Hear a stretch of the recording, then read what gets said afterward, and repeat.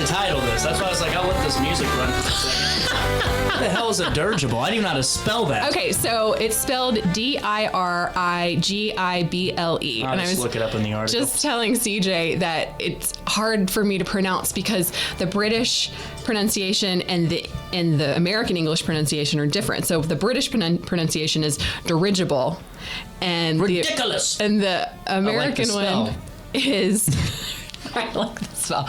And the American one is dirigible, I think. I did that thing where you go online and you make them like tell you how something's pronounced. I do that. It works. It works really well. And then, but here's the thing. I've listened to a lot of audiobooks where a British narrator has said dirigible, because when you're talking about like World War II and a lot of the like the airship stuff that happened during that time period, dirigible, as they would say it, is the pronunciation. So that's what's in my head.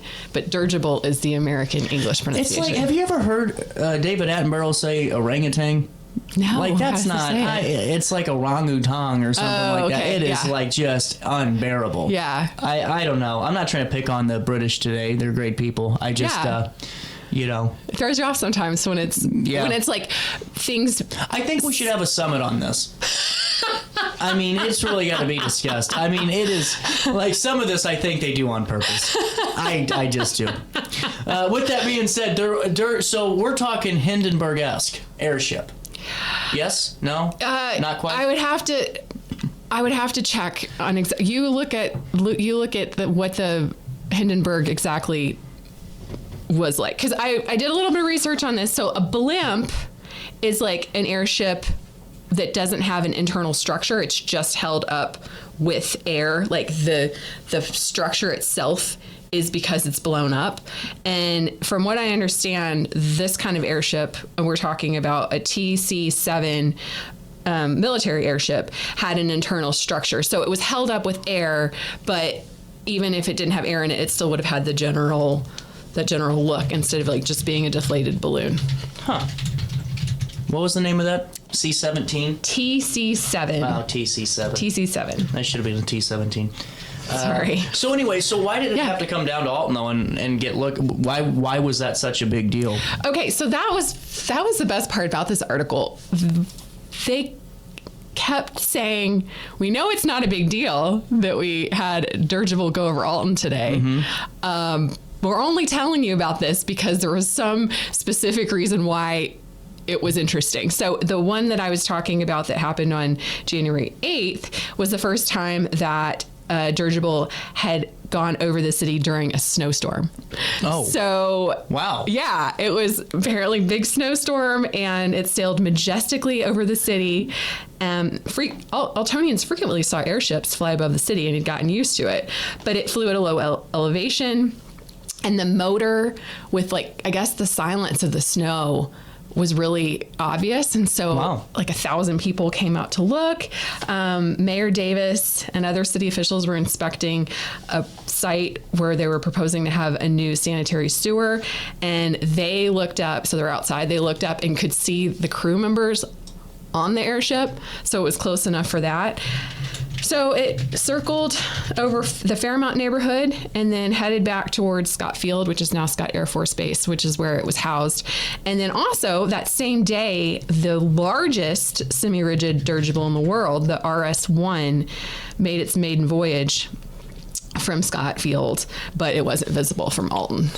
It was. I did look up if it was somewhat similar. Oh, okay. Kind of the same idea, but it was just, the Zeppelin had aluminum alloy. Okay. Yeah. So it's more, they call it an airship at that point. Well, I think they're all airships. I don't know. A rigid airship. Okay, so this is a semi-rigid airship. So it has somewhat of a shape. Yeah, that's interesting. Yeah, okay, so I guess we're doing some research. Yeah. Sorry, we're doing some research today. Yes. I got to satisfy...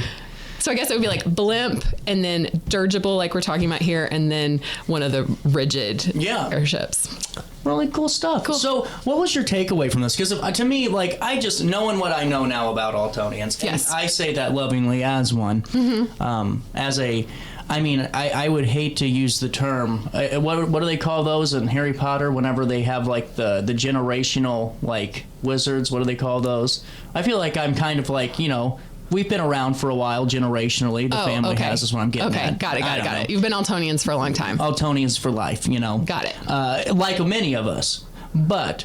The Woody's chicken craze. Okay, we're waiting 12 and a half hours for, and I love it because it got me a lot of views, and it was the best thing, and it was so good for them. Yes, yeah. But knowing how people reacted for that, a beloved staple. Yes. How did we act? Seriously, looking up at this thing, and it says like U.S. Army on it. Did people at first think like, are we going to? Well, here's the thing. By the time, you know what I mean? Like, was there any skepticism raised? Like when they initially see this blimp drop down? I don't know, because this is 1926 and they've been seeing them for a while. So it's not really scary then. No. I don't think it's scary like, at all. If I see this low-hanging U.S. Army blimp, I'm like, whoa, what are we doing here? Here's where it got scary. Okay. So, they apparently ordinarily attracted little attention. Mm-hmm. And so I went to find other times when they mentioned dirigibles flying over Alton. Dirigibles. Just do either pronunciation. Strictly English show now. So in June of 1926, there was almost a dirigible disaster when... What a headline. I know. It almost landed in the middle of Broadway at Market Street. Like, oh, wow. Actually, and it also narrowly avoided hitting the grain elevator. Now that would have been something. Yeah. So it was apparently so low that you could see the people in it trying to fix the problem, and they had to turn the dirigible's nose upwards so it would rise, and like just barely got it. So it was just right over the downtown buildings. Oh man. So that'd be like a movie. Was scary. You know, like you're looking out your office window and you're like, what the hell? You know? Yeah. So I think that kind of thing. Yeah, that is scary. Was scary, but it was usually things like there was another article from the. Was it because of the Air Force Base being so? Yes, close? Okay. Yeah, that's where they were all based. Okay. So Scott Field, which is now Scott Air Force Base, was where they were all constructing and testing these airships. So like that was the place in the United States that all this was going on, and we just happened to be really close to it.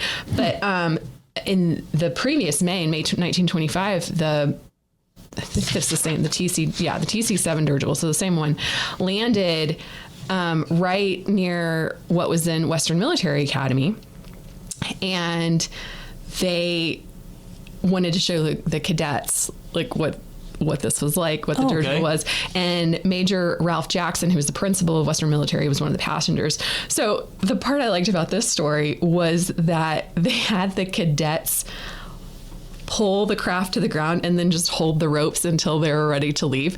But that was an hour and a half later. So all these kids, these teenagers, just holding on to a dirigible for an hour and a half while everybody was looking at it. Oh my gosh. Yeah. And they were going to land it on the grounds of Western Military Academy. Did they get cigarette breaks or anything? Maybe. This is 1925. Yeah, that's what I was asking. But then they decided that was a bad idea because of the buildings. And so they moved it over to the plowed field on the Young farm. Very interesting. Yeah. 10:20. We'll take a quick break and come back with Lacy McDonald. More show next.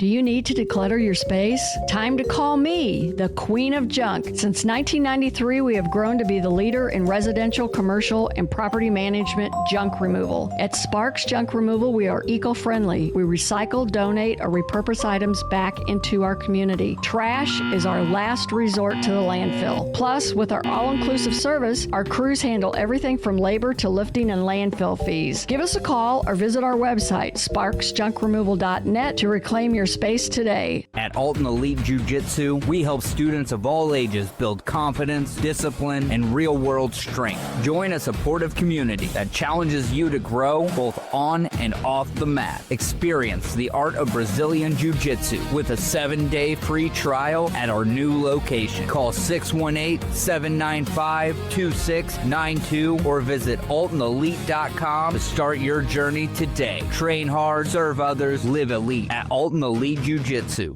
Tomorrow isn't built by dreamers. It's built by doers. Because progress doesn't work unless we do. So at Ameren, we've been hard at work putting energy to work for you.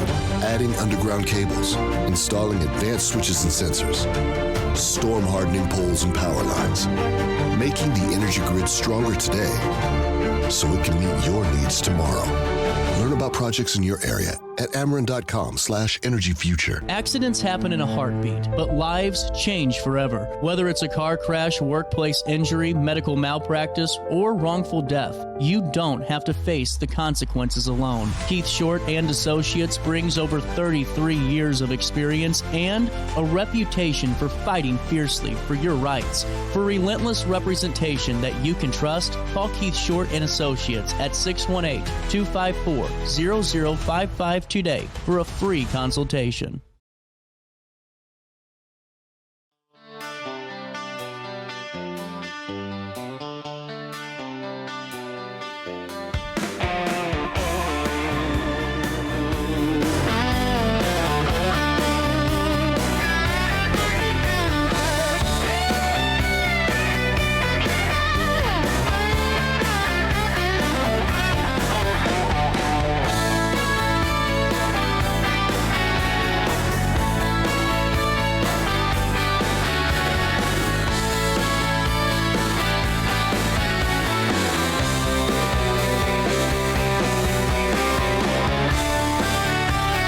Back.